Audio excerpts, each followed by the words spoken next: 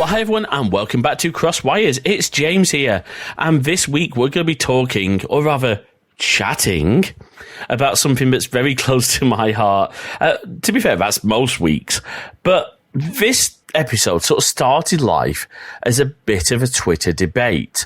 So we're going to be talking about messaging apps, particularly sort of in a mobile space. And my guest this week is the managing editor of Mac Observer.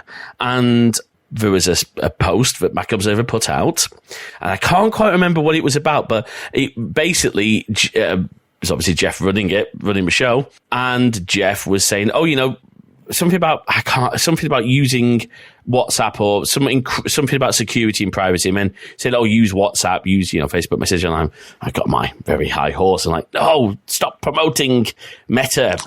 And a debate ensued. And I think from there, I said to Jeff, well, hey, why don't we, I'm planning to do something on this. And I think things sort of went from there. So Jeff, welcome to the show. Thank you. Glad to be here. It should be an interesting discussion. Looking deeper into it has certainly opened my North American eyes, because the landscape of messaging is much different in other parts of the world than they are here in the US and Canada and so forth. Absolutely. So before we get into today's topic, Jeff, do you want to tell people a little bit about yourself? Maybe, a little bit of your journey to where you are now. Any funny stories you want to quickly share? I've been an Apple user since the late part of 2007. Came into it honestly, had a Windows machine go south on me in the middle of finals week in grad school. And so, like any good geek, I turned that Windows machine into a MacBook.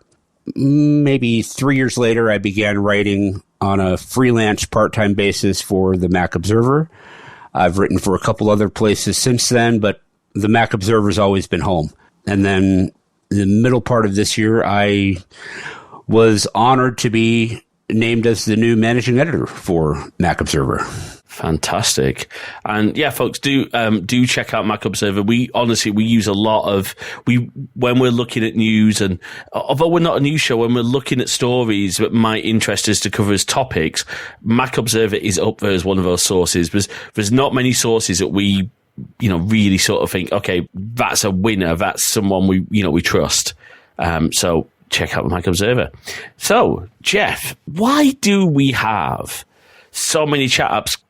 From what I understand as well, SMS. So what's wrong with SMS? But correct me if I'm wrong, SMS actually took quite a while to gain traction in the US. It wasn't like over here in Europe, we were using SMS like wildfire. Mm-hmm. But SMS really didn't take off for quite a while in the US. Well, I think a big part of it was that in the early days, you could only send and receive so many SMS messages before it started costing you an arm and a leg. Oh. And it was really, it was the advent of the smartphone that began to prompt the carriers to offer unlimited text messaging. And then, of course, it didn't take long for Apple and others to decide, well, the limitations of, only so many characters per message aren't good enough. We want to create our own platform. And then we want to make it more secure so that people can't snoop on your messages. So, that's when the other chat apps began to take hold. Because that's a big problem with SMS still today, is that SMS is unencrypted. So anyone who can, if your carrier can read those SMSs, anyone who can get hold of that data can read that SMS. And yep. It's, on a different subject, it's why I'm a huge advocate for, as much as possible, not relying on SMS for two-factor authentication. Use something else. Use 1Password. Use Authy. Yep. Use iOS, because iOS can now generate, iOS can now store TOTP codes. It can. Yeah, use anything other than a text message whenever possible. My favorite is using, some kind of authentication app, Authy or Google Authenticator or anything like that. Absolutely. And as long as it's, the only guidance I add to that is as long as it's something that you can back up those codes if you lose your phone. Right. Which is, now I know not everyone is a big fan of using the password manager for two-factor because it kind of feels like putting all your eggs in one basket. Yep. But it's still safer than SMS. Oh, absolutely. I'm going to say this out straight away. Shame on companies, and there's various companies I'm thinking of here, who force SMS or require you to, Steam, I'm looking at you, require you to use only their methods of authentication. Yeah. And actually, do you know what? Apple as well. Ironically, I think Apple are using the TOTP standard. Well, yes and no. I think when you initially set up second factor authentication, it may rely upon an SMS message. But after that, as long as you have a device that has previously been authenticated, it just sends it as an authentication request directly to the device. That's true. It does work really well. I mean, you know, I was tutoring someone the other day who is 77. He's a retired solicitor. He's a really nice guy. And he will be first to admit his computer skills are not amazing because he's never had to handle technology. Secretaries have done it all for him. But he found, you know, the prompts were absolutely fine. What's funny about it is, like, when I'm in Safari and I'm logging into an Apple webpage on my Mac in Safari, and I get that same authentication request on my Mac, and I'm just clicking allow on that and just typing over the code. That doesn't seem right, does it? I mean, it could be a serious disconnect if you have a physical security breach. If somebody gets a hold of your Mac and takes it over, yes. Now, of course, and one of the reasons I mention SMS is because we are going to talk a little bit about RCS, but I think, in fact, this is what sparked your post, is Google's big push for Apple to adopt RCS, which is, do you know what? RCS is a okay protocol, but it has a lot of flaws. Right. It has a lot of weaknesses, but it's still better than SMS. Yes. To an extent. Right. Do you know what? Let's tackle the bull by the horns. What's your take on RCS, Jeff? Because I know you've got some fairly strong opinions on RCS. It's half-baked. It's not a complete solution. Yes, if your carrier supports it, it does offer end-to-end encryption on a one-on-one conversation. That's right. And I think only with certain apps. So I think at the moment, the only one that's fully supported end-to-end is it Google's It is. Messages app? Yep. Yeah. And that's a Google implementation of end-to-end encryption. Right. It's not baked into the RCS standard. Correct. And, you know, we all can trust Google so strongly. If you can't hear the sarcasm, it's there. I can pick up that sarcasm like thousands of miles away because, hey, Jeff, don't Google have a bit of a track record of not exactly keeping messaging apps around for a long time? Oh, yeah. I mean, how many have they gone through in the past 5-6 years?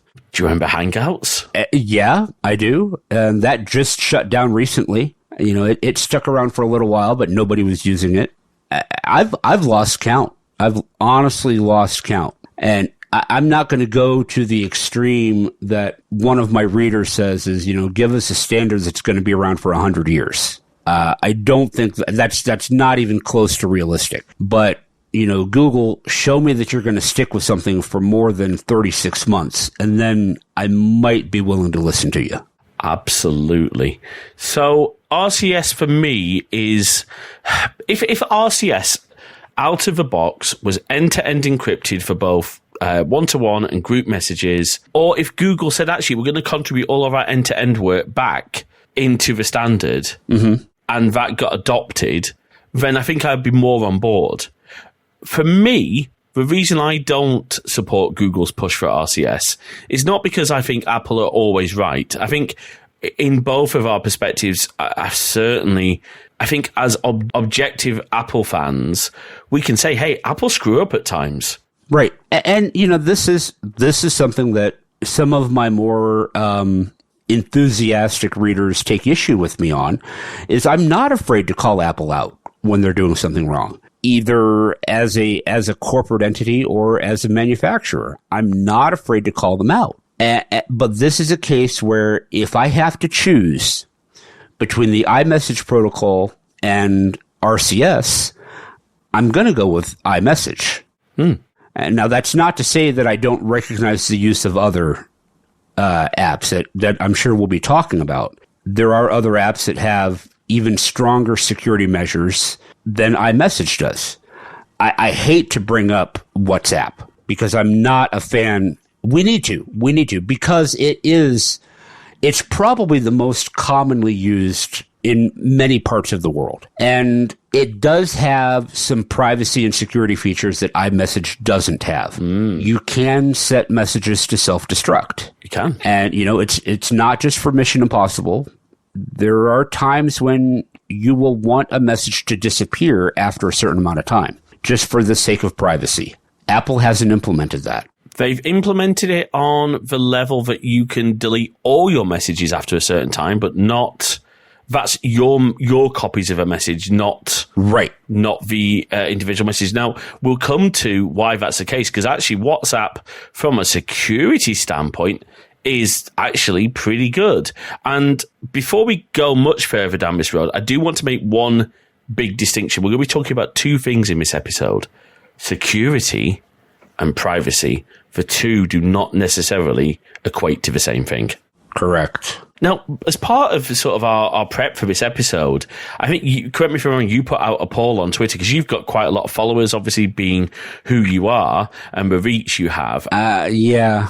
And across the world as well. So what did you get back? Because you looked at usage of chat apps across the world. What's been your findings? Because, a lot of shows, a lot of publications, and I'm not saying anything at all about any publication here directly, but I think by the very nature, they can be biased towards their country of origin. Right. And I'm sure that in a lot of cases, we run that same risk at the Mac Observer. One thing that's helping us recently is we now have a writer on board who's not from North America. He is from the Philippines. And so he brought to my attention an app that I had never heard of before, which is an app called Viber. But back to the poll, I really didn't get very many poll responses. I got some replies. I got a lot of people that liked the idea that I was trying to run the poll, but very few people actually said what was most used. I got more information by sending out private messages to a few people that I knew around the world. Arnold, my writer from the Philippines, brought up Viber. A reader wrote in and said, "Don't forget about WeChat in China." Signal I already knew about. Telegram I already knew about. In the Netherlands, one of my readers and friends on Facebook pointed out that most people there use WhatsApp. And it's to the point where if they're going to send you a message, they don't say, "I'm going to send you a message." They say, "I'm going to send you an app." Oh, so they're actually using the app of WhatsApp as a noun. Yeah, verb. A noun. Yeah, that's right. Sorry. Well, I mean, they might say a verb in that "I'm going to app you," but he didn't mention that. He just said, "I'm going to send you an app." That's interesting. Yep. That's really, and certainly I can speak to the UK that WhatsApp is huge here. WhatsApp and Facebook Messenger are huge. Now, I go back to this gentleman I'm helping at the moment. And by the way, in case this gentleman's listening, you know who you are. This is not at all derogatory. I think you're fantastic and I love how much you're wanting to learn. So I just want to make that very clear. But he was saying, my wife said I really need to get on this whole WhatsApp thing so that I can speak to my grandchildren. And I know, for example, that I have to still have WhatsApp. I really tried to move my family to Signal. Mm-hmm. It did not work. My mum uses Signal. My dad uses Signal. But my sister and the rest of my family, no. And we have my grandmother is, as many of you know, my grandmother is not too well at the moment. My nana's has dementia and she's a dementia care home. So we have a group, we have a group chat for part of her care. And when my granddad was still with us, obviously for his, for looking after him. Unfortunately, that group has now been flooded with my uncle and auntie's almost daily food photos from their walks. So I do have that group muted. I will say that's one nice thing in WhatsApp. But I tried to move him to Signal, and it just didn't work. So WhatsApp is definitely huge here. Yeah. Before we go any further, of course, I should say, we would love to hear from you. For folks listening to this episode right now, send an email to podcast@crosswires.net or comment on the post and let us know what you use. Maybe there's an app we haven't heard of in your part of the world, or maybe you've taken a stand and you've said, no, I'm not going to use this app because. So we'd love to hear that. Kind of like my stance on not using WhatsApp. Although my stance on not using WhatsApp is more because of the unsavory types that are there. I didn't know Jeff Gamet was on WhatsApp. No, not Mr. Gamet. And it's the same thing that I'm seeing honestly in Instagram too. I set my Instagram account to private for a while. I just recently turned it back to public. I'm about to go back to private again, just for the flood of fake accounts, spammers, scammers, everything like that. That's a really good point. A lot of my Twitter DMs are people trying to get me to WhatsApp them for work opportunities. Right. Or other opportunities, which we won't discuss on this particular episode. But yeah. It's true. It's where a lot of scams happen. And, if someone's got hold of your phone number, there's no way for you to really stop them messaging you on, to be fair, on most of these platforms. No, there's not. Once they've messaged you, you can block them, but not until then. No, this is a really good point. Now, the one thing that iMessage does offer that if you use it can help with that is you can filter out unknown senders. Yes, which is really nice. Now, that does have a few frustration points because certainly here in the UK, a lot of like service centres and things will use for example, OpenReach, right, who are an infrastructure provider. If they're coming to do work at your house, they will text you and it will be from an unknown number. So you might miss those texts, but you know what? You can always easily see them. So it is handy. I do agree with you there, Jeff. It is nice. Yeah. We're seeing such a diverse range of communication across the world. What's the state of play in your experience in North America? Because are most people either just iMessage or SMS, or is WhatsApp becoming more popular there as well? WhatsApp is very popular. There's a lot of people that use it. Amongst the younger generation, I noticed my granddaughters use Snapchat more than just about anything else. Facebook Messenger is also huge. I've got friends in other parts of the country that's the only way we communicate is over Facebook Messenger. Wow. And for people that want the end-to-end security and, the other privacy and security features, Signal is becoming a lot more popular. Do you think, we'll come to Signal, but I think part of that might well be to do with a certain Tesla owner. It might be. I think he did. And I'll be really upfront at the start of this. I'm a huge advocate for Signal. I think it is possible, and there's reasons, and we can go into those. I love Signal with an absolute passion. But let's talk a little bit before we start getting into more of the chat app, the nitty gritty of what the apps do and why we might consider ones over the other. What's so important about, we've talked about end-to-end encryption, but, an end-to-end encryption is certainly being used as a is it fair to say, as a political football across the world? Yeah. Because for example, in the UK, our previous former Home Secretary, Bully Patel, Priti Patel, Bully Patel's her professional name, she was very much, end-to-end encryption is evil because it allows criminals to say things to each other without the police ever being able to decrypt that messaging. What is end-to-end encryption? End-to-end encryption just means that from the minute you type the message, it gets scrambled on your device. It is sent to the other party scrambled. And then they have a private key, or actually a public version of your private key, to decrypt it. So unscramble it so that they can read it. And everywhere in between, as it's going from, say, Kansas City, Kansas to the UK, it is just a random hash of letters, numbers, and symbols. And not even the provider of that chat app, so Signal or WhatsApp or Viber, can decrypt those, because the keys are between you and the person you're communicating with. That's correct. Yep. If you want to learn more, folks, about how all this works, it's the acronym is PKI, Public Key Encryption. Public Key Infrastructure. PKI, yeah, Public Key Infrastructure. And it's a lot more common than you think. If you've ever used SSH, you will know something about how this works. Yep. And in fact, correct me if I'm wrong, PKI is the basis of how HTTPS works as well. Oh, absolutely. Yeah, I mean, just about every form of encryption that we've been using on the web or on our servers and clients for really as long as we've had networks has been dependent on PKI. You know, there are, it all reflects back to, you know, when it all started, we wanted to encrypt our email. Yeah. And so we had, you know, what was known as PGP, pretty good protection. Yeah.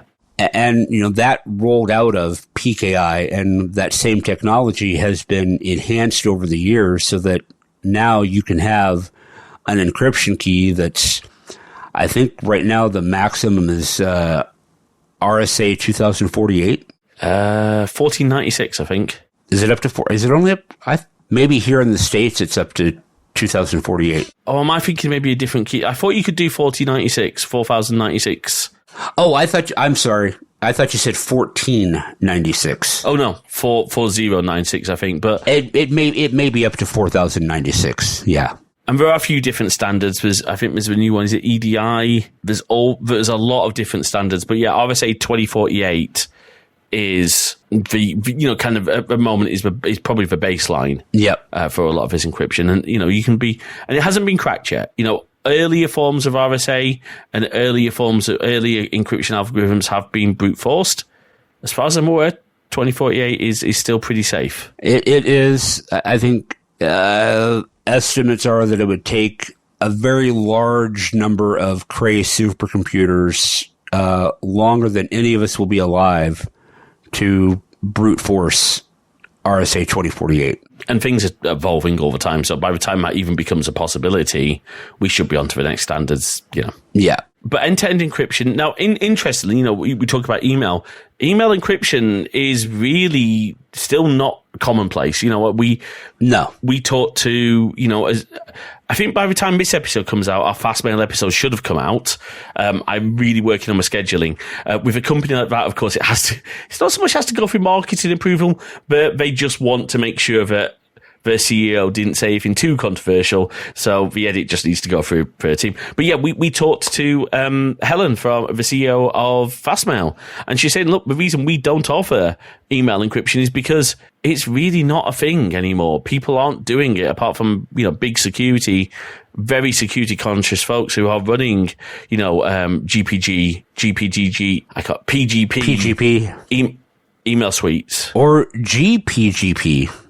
If you're using the GNU version. That's right. And which one is it that, because I think there are still plugins for Apple Mail for PGP. You don't even need a plugin. It supports it natively, but every time a new version comes out, I have to rewrite instructions on how to do it.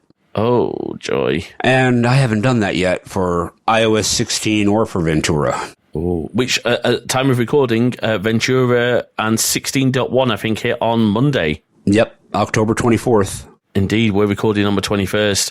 I have to say, I'm really excited to have Ventura, because finally, I won't see the randomness of like getting double messages when someone edits an iMessage on the Mac. Right. I've been using Ventura since the early beta days, and it's pretty solid. I don't agree with a couple of things that Apple has taken out of it, but you know, you'll have to go to Mac Observer to find out more about that. There we go. Nice teaser there, Jeff. All right, thank you. All right, let's move on into the actual chat products. And I think, as Jeff said earlier, we have to talk about Meta's products. I will be upfront, as many of you know, I am a Metacritic. Ah, I see what you did there. Yeah, that's pretty good. I am too. yeah, I think we all have to be somewhat critical. But the reality is, if you have a choice in the matter, my opinion is trying to avoid using Facebook products. However, I realize that in practicality, in daily life, that isn't as simple. Right. Now, we'll start with WhatsApp, because WhatsApp actually comes out, it kind of comes out okay it comes out actually very okay from a security point of view, because what a lot of people don't realize is that the end-to-end encryption technology that's in WhatsApp is the same Open Whisper protocol that is in Signal. And in Viber. And of course, you remember that, some of the former WhatsApp team have gone across to Signal. Mm-hmm. My problem with WhatsApp is not the security of the messaging. It is the privacy of the metadata around the messaging. Now, let me ask you this, Jeff. And this is a question I want to pose to our audience as well. Mm. So, apps like WhatsApp, when you go in and you first set it up, it says, hey, can we have access to your contacts so that we can see who else is on WhatsApp? Pretty legitimate reason, right? Because you want to be able to connect with your friends. On the surface, yes. On the surface, right. But to do that contact matching, WhatsApp is uploading all those contacts to their service. Now, I'm trying to get clarification on this. It's something that I want to clear up. I think because of GDPR, they aren't actually allowed to store that information on their service for Europe. But I don't know then how contact matching works, because they're not using something else. So There's a question around that. Here's the question I want to pose. Let's use me and you as an example, Jeff. Let's say you've got my phone number and it's in your contacts and you then start using WhatsApp. At what point have you asked me for my consent to give Meta my contact details? Because it's not just my phone number. They get the entire contact card. Right. Yeah, that would be never. I hadn't. No. And to me, that's the thing that scares me the most, is that, I could have some really sensitive contacts in my address book. Mm-hmm. I don't, as it happens, but I could, and you could. But people's details that you might not want to get out there. There's all sorts of reasons, and we're not going to go into them, but it's just something to ponder. And again, I'd love to hear people's thoughts on this. But what's your take on that, Jeff? It's absolutely a valid concern. You may not have any sensitive contacts in your address book, but I certainly have in the past. When whistleblowers came to me and wanted to talk about what was going on, we would move over to Signal, because I was not going to have their contact information, even though I know that my contacts are secure. I don't store them in iCloud, so Apple doesn't have access to them. I'm not going to trust it. Even as privacy oriented as Apple is, I'm not going to trust it. So you're just using a local address book then on device? Yep. Okay. It's not stored in Google. It's not stored on Apple. It is stored just only on my own local stuff. Which makes perfect sense as a journalist, And of course, a lot of this messaging technology, and, and when we talk about privacy first messaging, a lot of it stems from journalists needing to be able to talk to sources without the fear of censorship or interception. I think what a lot of people have, first of all, you mentioned earlier in the show that security and privacy aren't necessarily the same thing. In fact, we've seen in what Apple's new lockdown mode does on iOS 16 that you're sacrificing some of your privacy for the security, because web trackers and analytics can tell that you've got your device in lockdown mode based on the behavioral patterns of your device once you've turned on lockdown mode. I've always liked how Steve Jobs described privacy, which is that people know what they're signing up for in plain English and repeatedly. That's what it means. I'm an optimist. I believe people are smart. And some people want to share more data than other people do. Steve's philosophy, I think, is one that Apple mostly tries to abide by even to this day. And it's definitely one that there are some things that I'm fine with sharing, but there are other things that I don't want to share. I recognize I'm a public figure. Maybe not as huge as Ted Koppel or Jimmy Kimmel by any stretch of the imagination, but I'm still a public figure.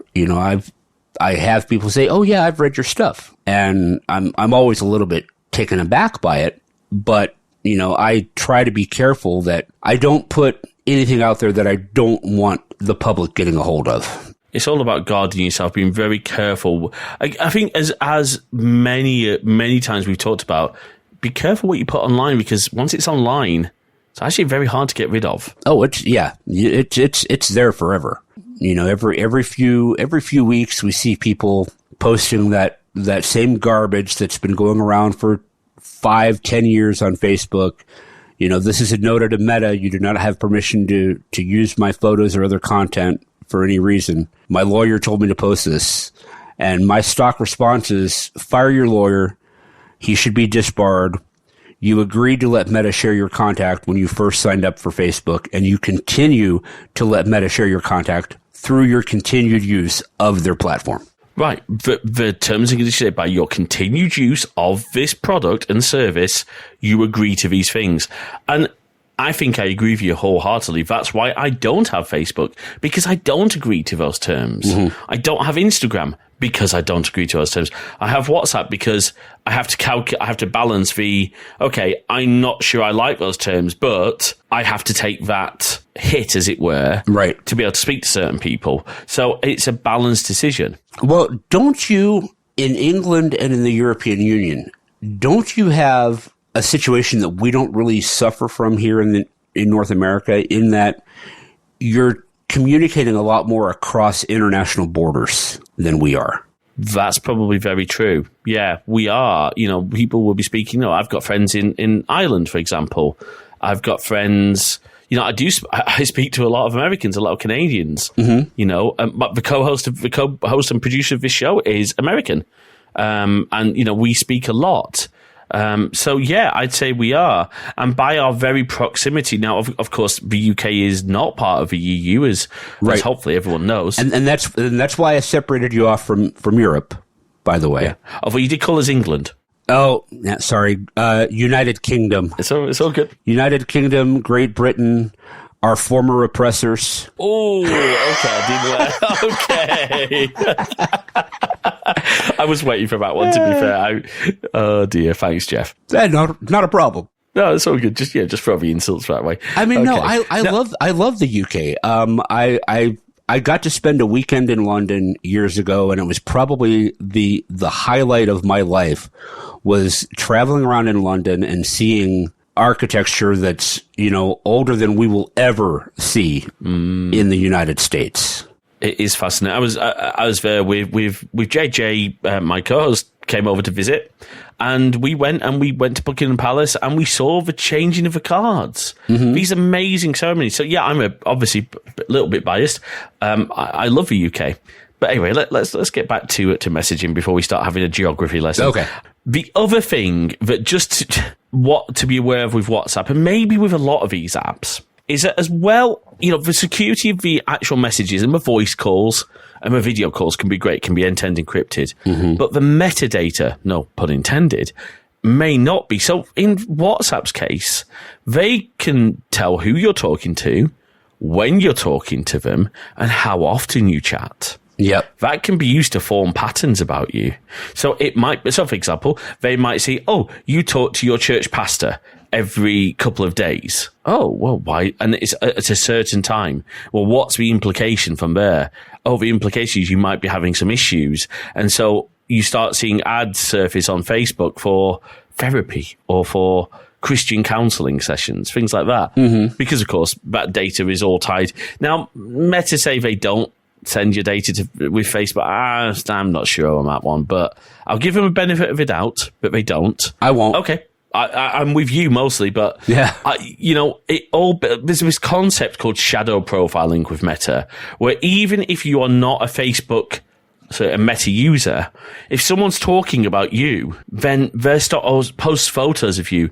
They're building this profile of you in the background. Oh, absolutely. Scary. Now, well, let's move on to Facebook Messenger, because that's one you highlight. Now, Facebook Messenger, obviously, it is a separate app. Yep. Although I think you can on the desktop just use it on the mobile as well. Yeah, actually, I don't think you can anymore. I think you have to I think if you try to tap on a message in the Facebook app, it will take you to the Messenger app, at least on iPhone. So, all right, so it is a separate app. Now, Facebook Messenger is not end-to-end encrypted by default on the individual chats, but you can go into like a secret chat mode, which is end-to-end encrypted. And I think, again, that will use the same technology as standard WhatsApp messages. So be aware, folks, your day-to-day Facebook Messenger messages are not end-to-end encrypted. What that means for you is that Facebook can read those messages because they have the keys. Yep. So I guess wrapping up on the meta, what would be you? I mean, I think both of our personal advice is if you can avoid using them, do. But if you're going to use one of them, use WhatsApp. Yeah, I would say that. I will use Facebook Messenger primarily with people who I don't want to share my phone number with.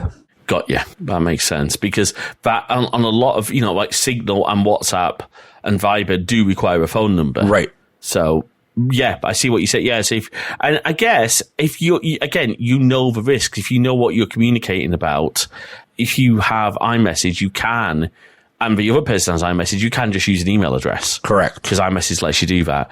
But pro tip, do be very careful because you can accidentally reveal your phone number if you have your default sort of from address in the messages settings, if you have send using set to your phone number, then as soon as you message that person back, it's going to share with them your phone number.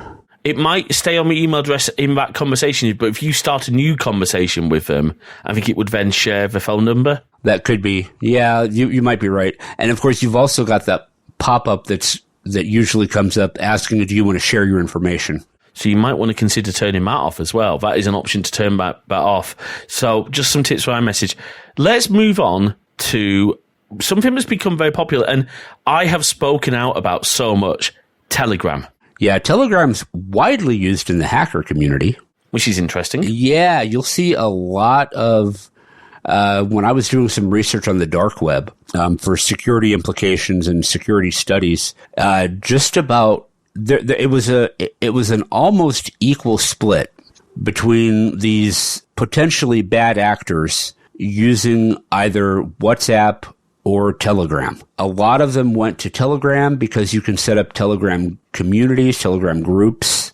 Yep. And so, yeah, I mean, it's also heavily used by other security-related interests. But if you dig into the evil that is the dark web, you're going to come across a lot of Telegram addresses. Now, in Telegram's favor, you don't need a phone number.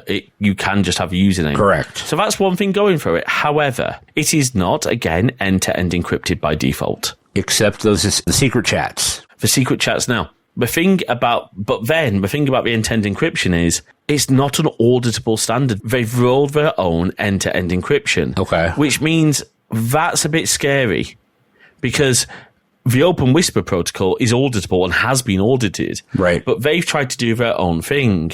And lots of people have raised concerns with Pavel Durov. A friend of mine got blocked by Pavel Durov for challenging this protocol. So they're not an open book. And I don't want to stereotype at all. And I want to be very careful how we say this, but there is a strong, especially given the current climate, there is a strong Russian influence on Telegram. Yep. And I think we need to be very wary of that. And it is unfortunately used for a lot of hate speech. Right. Is through Telegram communities. I think I've made my position on hate speech online very clear. Just don't be a jerk to people. Yeah. Treat each other with respect. If you disagree with someone's political views, someone's sexuality, someone's any belief or characteristic, remember they're a human being at the end of the day. Right. Even if you don't agree, treat them with respect. We can have good and open discussions. That's how we learn. Absolutely. Back when Google was actually a better community member than it is now. Do you mean back in the Don't Be Evil days? That's the exact quote that I was going to draw. Their motto was "Don't be evil." And that's how I think we should all approach any sort of online discourse. Don't be evil. don't be hateful just because you disagree with somebody. Absolutely. And the other thing, I am very aware that, particularly in the current political climate here in the UK, I get very passionate on Twitter with some of our MPs. I have to hold myself back, and I do try. The other thing I just want to say is, we all, in our lives, we all make mistakes. It's how people handle those mistakes and be accountable for those mistakes. So that's just the other thing to just consider. I mean, it's why I think Twitter, I don't want to get too much into a Twitter rant, but Twitter can be such a horrible place. Oh, it can. I've had friends attacked on Twitter for admittedly a badly worded tweet. Mm-hmm. But, going back to Telegram, the minute a leader blocks me for questioning what they're doing is the moment I realize that they have something to hide. Great point. If Telegram truly believed that their encryption was sound, they would be very open to a discussion to state their case. Look, it could well be sound, but we don't have categorical proof. Right. And you know what? There's so many issues with Telegram. I cannot recommend Telegram at all. Oh, I don't. I don't keep it installed on any of my devices. I don't trust it. Signal, I can get behind Signal. They're using the Open Whisper standard. As we mentioned earlier, WhatsApp uses that same protocol. Viber uses it. These other apps, they may have modified it and added to it. I've always been a big proponent of open source software to begin with. And so, the Open Whisper standard allows for that.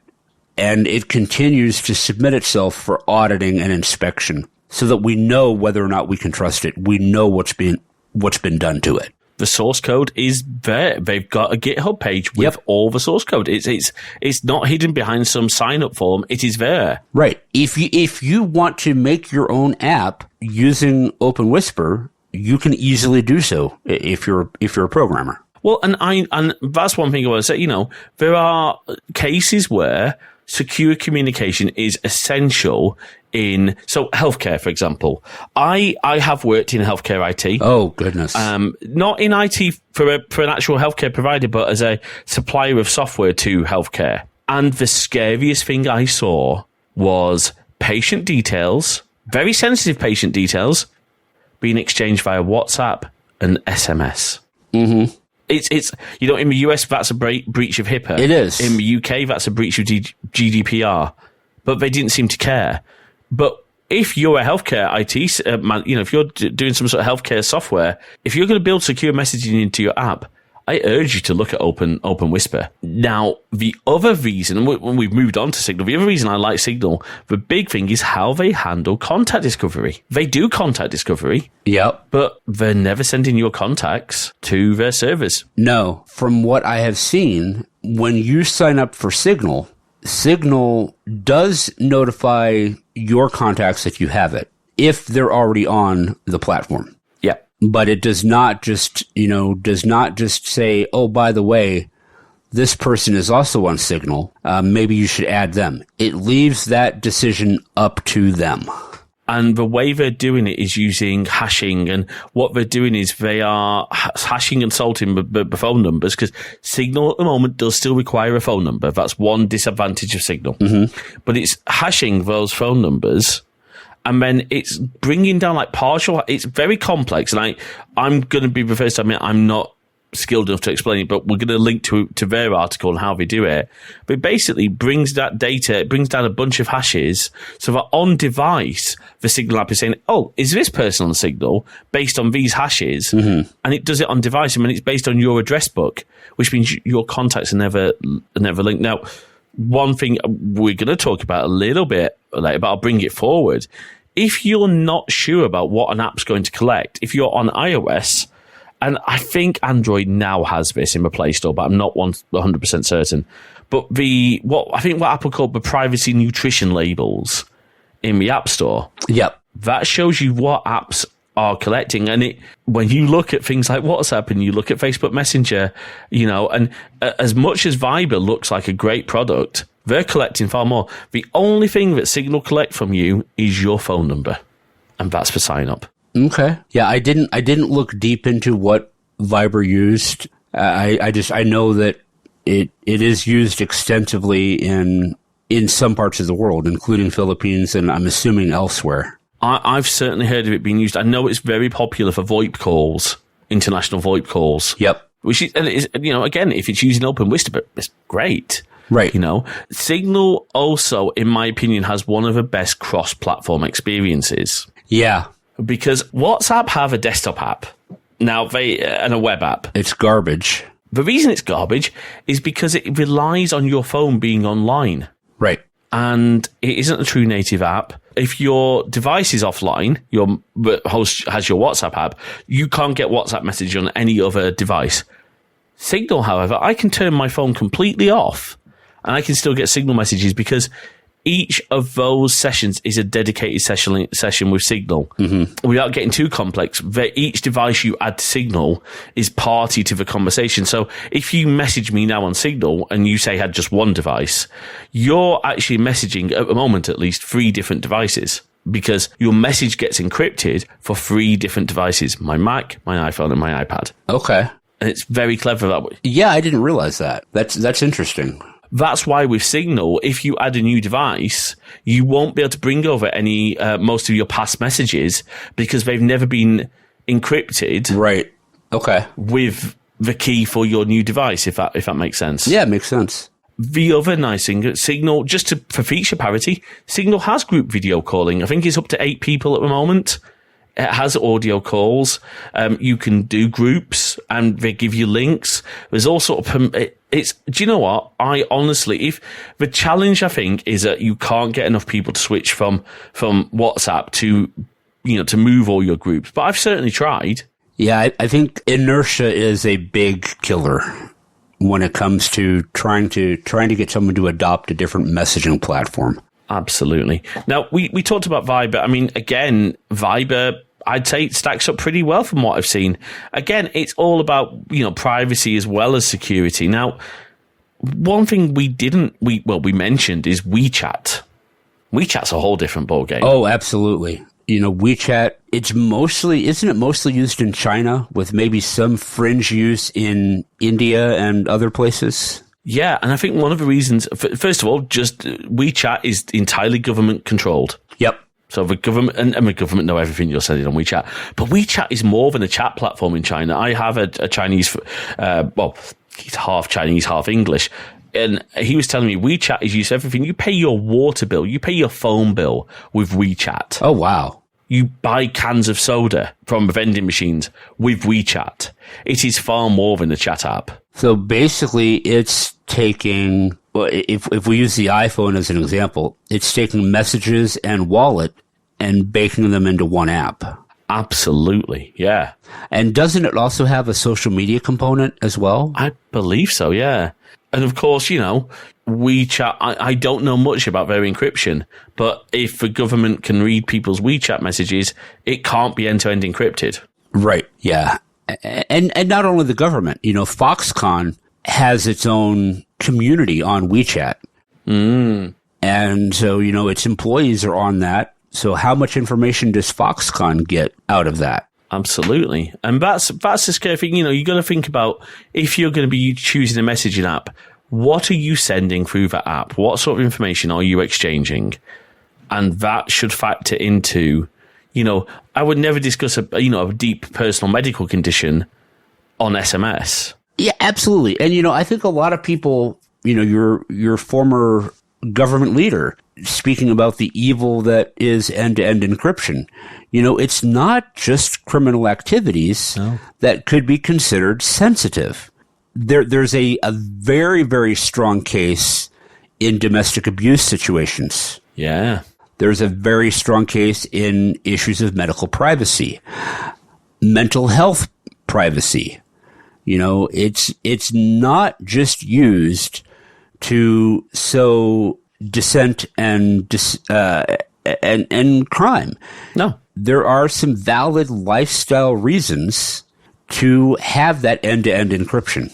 Well, let's just be really honest. If you are in certain countries and you are identified as LGBTQAI+, you definitely don't want to be using anything that's not end-to-end encrypted. Right. with the overturning of Roe versus Wade here in the United States. If you have a miscarriage, you don't want that to be discussed over insecure means, because you could be accused of forcing that miscarriage in certain states. Oh gosh, yeah. No, I really encourage people use a properly end-to-end encrypted messaging platform. That's I think unfortunately privacy is becoming less and less of a expected right. It should be a right. It is a fundamental human right, but it's not being treated as one in so many cases. Yeah, and from the outside looking in, I would say that maybe your experience makes it a lot more obvious than mine does. Simply with the surveillance society that has developed in the UK. It's coming here. We're getting more and more broad-reaching networks of CCTV surveillance, but I don't know that it will ever approach the way things are, for example, in London. No, London, the CCTV infrastructure is incredible. In most major cities, even here where I live, in Bournemouth, it is, CCTV is everywhere. The other thing I was going to say around this is people say, if we stop end-to-end encryption or make end-to-end encryption illegal, then the criminals will stop. No. We've tried doing that with guns here in the United States. And, the argument is if you take away the right to guns, then, law-abiding citizens won't have guns, but the criminals will. It's a very interesting argument. I mean, I don't want to get too far into that, but what I will say is that criminals aren't afraid of doing something that's illegal. They're already doing something illegal. Right. So what do they care if they're breaking the law and end-to-end encryption? Oh, yeah. Right. Yeah. It's not going to stop criminals, folks. It's going to inconvenience people like you. I remember tweeting Priti Patel this particular said, okay, Ms. Patel, if you want to get rid of end-to-end encryption, I assume that also means you want to get rid of all the encryption that's on your government email. But we can all read it, right? Did you even get a reply? No. I wouldn't think so. No, I never get replies from the politicians I like to frustrate on Twitter. I'm not surprised. I'm not allowed to block me because public figures. They're not meant to anyway. Yeah. Yes. So, before we start wrapping up, we've touched a little bit on iMessage. Now, correct me if I'm wrong. When Steve Jobs announced FaceTime and iMessage on stage, did he not say that they were going to be open sourced or made an open standard? I know he did for FaceTime. You know what? I don't remember. Yeah, I just seem to recall it, and I seem to recall someone talking to an Apple engineer who said, Steve didn't tell us anything about that before it happened. Now, iMessage is not fully end-to-end encrypted. If you are a predominantly iOS or Apple ecosystem family and group of friends, I'd say iMessage is actually pretty good. It's, use iMessage. It's not by any means insecure. But if you need to communicate cross-platform, Signal or something similar. Yeah, if you've got more than just iPhone users in your group chat, you're probably not going to want to stick with iMessage for a number of reasons. One of which is you've just tossed your encryption out the window because it falls back to SMS. Yep, and if you've pooched your settings and you don't have SMS turned on, you're not going to be able to send them a message in the first place. Mm-hmm. What's your take on this whole? Because I don't think I've ever felt anything other than any sort of green bubble frustration. I've never had that. Oh, green bubble means we're inferior. No type reaction, and that I don't know where that's come from. That's not something I feel. I don't know about yourself. I don't either. I'll joke around with some of my Android using friends and say, "Oh, I can't talk to you. You're making my bubble screen." But it's all tongue in cheek. But the problem, I think, the generation that's more prone to engaging in bullying behavior is what's bringing it to light. Yes, because let's just be very honest. iPhones are an expensive phone. They are. In my opinion, they are great value phones because we know from our experience how long Apple provides security updates for those phones compared with, shall we say, less reputable Android OEMs. I can go and buy an Android phone today, and it may not matter what manufacturer I buy. If I don't buy their top of the line device, then when the next version of Android OS comes out, there's a very, very strong possibility that I won't get that upgrade. Not only that, and that in itself is scary. Crazy Ken from a Computer Clan did a recent video on an iPhone clone. It's an Android phone. Claims to be running Android 10, which is somewhat supported. And it's a very different space in Android in terms of software updates. Very different. Yep. But actually, it wasn't running Android 10. It had been faked, and it's running Android 6. Oh, my. Yeah, that is scary. That is very scary. We know that let's just be really clear. The reason to update your phone is not always because you want new features. And I really don't like this rhetoric that Apple slow down older phones with more recent software updates. We know why older phones get slower is because the batteries, lithium-ion technology has its inherent flaw that it will degrade up in performance over time. Well, and the other thing is, we always see the complaints right after the new version comes out. That's when we see the bulk of the complaints. And, I tell people, just give it a couple of days. Let the operating system optimize itself. Let it put the files where it needs to for your individual use case scenario so that it can access them in the quickest way. Let it optimize all of the settings behind the scenes and then tell me how it performs. And the reason to install software updates now in Apple's fair play to Apple at the moment, we're doing this nice new. You can have an update. So I think we did 15.7 and then 16. Yep. So that you could stay on an older version for a bit longer with security updates. Right. And that's why you're updating, folks, not for new features, but to make sure that any known security flaws are patched. They did the same thing with 14 to 15. They did. You had the option to jump up to 15 or you could stay on 14. Now, within a few months, they took that option away. And, there's no reason for us to believe that it's not going to be the same thing with 15.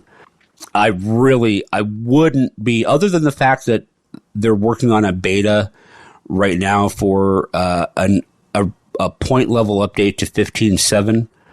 I wouldn't be surprised if not long after 16.1 comes out, they stop signing 15.7 versions. I think you're probably right.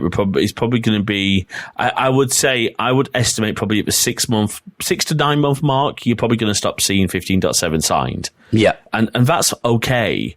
For me, the golden rule of any device, be it phone, be it computer, once it stops receiving security updates, that's when it's time to consider replacing it. Mm-hmm. And, let's be honest, how far back, and I can't remember the exact models, but, we're going back to the iPhone 10 is still supported. The iPhone 8 is. That is the same generation, to be fair. I think. Well, the iPhone 8 and the iPhone 10 are essentially the same creature. Isn't 7? I think iPhone 7 is still supported, isn't it? I think iOS. I think the iPhone 7 maybe. I think it's the 6S. That's right. That cuts off. So you're going back 5 years, more than 5 years. Well, hold on. Let me just make sure hang on. So yeah, I think the 6S was a 2015 phone, which means the 7 was a 2016 phone, which means we are at 6 years. Yep. Of software support, and actually. If the 7's still supported, what that actually means is 7 years of software support, if that makes sense. Yeah, and, I think, I get that the iPhone is more expensive, but, the iPhone SE is pretty respectable. Yeah. All right, so iOS 16 goes back to the iPhone 10 and the iPhone 8. It does not support the 7 or the... Oh, okay. Yeah, it does not support the 7. So then we're talking 5 years support. Okay, fine. Yeah. Yeah, because the iPhone 10 came out, I want to say, in at the end of 2017. Yeah, that sounds right. Yeah. Yep. So, you've got 5 years out of your device. It's pretty good. I would say that's even if you're spending $800 to $1,100, that's a pretty good return on investment. I would agree. And the problem is, as we said, if you buy a cheap... Now, look, I'm not saying Android phones aren't good. The Pixel 7 looks a great phone. Mm-hmm. But, just remember, just be very careful. And it's the same reason you should be really careful, about buying second-hand Macs, particularly like it was so many 2011 or just slightly older MacBook Airs on the market. Folks, they aren't supported. Now, you can go and run another OS on them, but they're not getting macOS updates. Right. And now, to try to keep myself, I'm trying to do something that I've never really done before. To keep myself more knowledgeable about what's available in the Android ecosystem versus what's available in the Apple ecosystem, I'm actually getting into testing out Android devices more. Makes sense, yeah. I've got a privacy-focused Android phone made by a company in Germany that I've just started testing out. And the nice thing about this is that, it not only it has its own custom version of Android, but it also is multi-boot compatible out of the box. Oh, okay. So if you would prefer, I can't install it here because it's not available in the United States, but Sailfish OS is supported, Ubuntu Touch is supported. Wow. I imagine I could probably find generic Android ROMs to run on it. Is it Lineage OS, which used to be CyanogenMod, things like that? I think the built-in OS, it's called Vala OS. Okay. And I believe that is a fork of Lineage. And does that have Google Play services, or is it... No, it does not. Because it's privacy-focused, it does not have Google Play services. You can download some apps from the Google Play Store using a session-based repository called Aurora. Okay. But other than that, nope. And that's really interesting because, of course, folks will forget, Android, although Google helped create it, it is an open source project and you can get Android without Google. Yep. So something to consider. And, there are so many great operating systems out there if you're looking for something that's, I don't think Apple are doing anything wrong in the privacy space at the moment. No. That could change. But Windows 10 and 11, the amount of data harvesting, the amount of debloat scripts I have to run on a fresh install scares me. Oh, man. For me, it's like a bad housekeeper. I don't do Windows. But what I do recommend, if people are willing to not use Microsoft products, as in not use Microsoft Office, Pop! OS by System76 is a wonderful Linux distro, and I've installed that on so many old PCs to give them a bit of a boost. I actually ran Pop! OS full time on my old 2011 27-inch iMac that stopped being supported by Apple. I put Pop! OS onto it and used it full time as my daily machine. Are you saying PUP? P-U-P? P-O-P, as in soda pop. P-O-P, okay. I haven't heard of that one. I've heard of Puppy OS. I mean, I've heard of Hannah Montana Linux. That, by the way, is a genuine thing. Well, no. Puppy OS is actually a collection of different distributions. Okay. That you can tailor based on how good or how bad your hardware is. How lightweight you need to go. I've typically been more in the Ubuntu camp because there are different flavors of Ubuntu for different needs. Well, Pop! OS is a Ubuntu derivative, so it is based on Ubuntu. Oh, okay. I think, they are still using GNOME, but they've just added a few little tweaks. There's a lot going for it, and maybe that is a whole different episode of his show, alternative operating systems for older hardware, or just any hardware. Yeah. I think I've said this on the show, and because I lose track of which episodes go, no, I don't lose track of, but obviously the nature of the show means I schedule certain episodes ahead of others in terms of release. Right. Because we're trying to do a bit of a variety, of what comes out when. And, I try not to put, for example, 2 retro episodes back to back. Because it seems like we've got a job lot. But yeah, so maybe another episode to cover. Jeff, I think at that point, is there anything else you wanted to sort of finish up on, sort of leave us with thoughts on your experience of chat apps?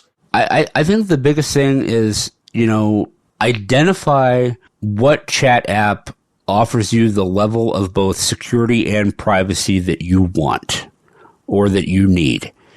If you want your messages to automatically disappear on all sides of the conversation, then choose one that offers that. If that's not important to you, then, don't look for that feature or don't worry about finding an app that offers that. That's a really good point. Signal, by the way, does, just for some people who are aware, does do destructive messages. The nice thing is as well, you can choose per conversation. Right. Which is great. So I have some set to a shorter period, for example, and it can be set by either side. I have a friend who wants that. I don't tend to use it unless it's really sensitive stuff, but I have a friend who wants that. So and didn't Signal just implement, or am I thinking of a different app where you can no longer screenshot, or was that WhatsApp? It might be I'm not sure on that one. I know one of them has done that recently or has added screenshot prevention, which is a good thing. Yeah. One of us should look that up and include that in the show notes. Absolutely. That's a good shout. We'll put that into the show notes, as well as, of course, links to we've got some resources that we've put together. And, of course, if you've got any links you want to share, can send them over. Please do. We really want to hear from folks. So podcast@crosswires.net or leave a comment on the post. Jeff, thank you so much for taking the time to talk to me. I know we ran a little bit longer than sort of scheduled, but I think it's been a really valuable conversation. Yeah, I think so. Yeah, where can people find you online if they want to, see more of your work? Obviously, Mac Observer, and of course, this is your opportunity to plug as much as you need to. Yeah, macobserver.com. I'm writing there, on the daily. On the Twitterverse, you can find me as @Clefmeister. That is CLEF as in Frank, M as in Mary, EIS as in Sam, TER. And I also run the Twitter accounts for @MacObserver and @TMO Daily, which is the Twitter account for the Mac Observer's daily podcast, Daily Observations. And that's just recently come back, hasn't it? It took a little bit of a hiatus, and it took a break, and now it is back. We've got Ken Ray, who a lot of people know as macOS Ken, as the host. I make appearances there typically 3 days a week, sometimes more.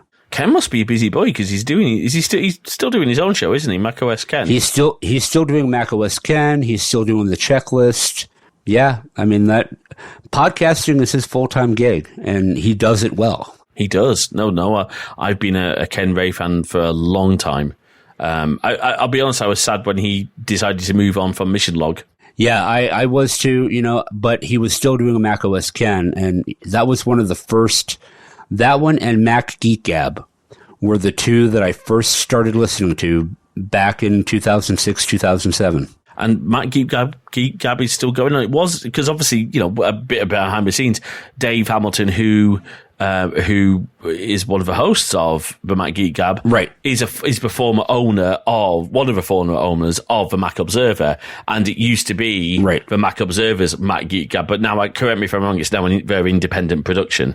It is, yeah. Dave was able to take that with him when he left. Brian was able to take Apple Context Machine when he left, and now that's been renamed just as the Context Machine.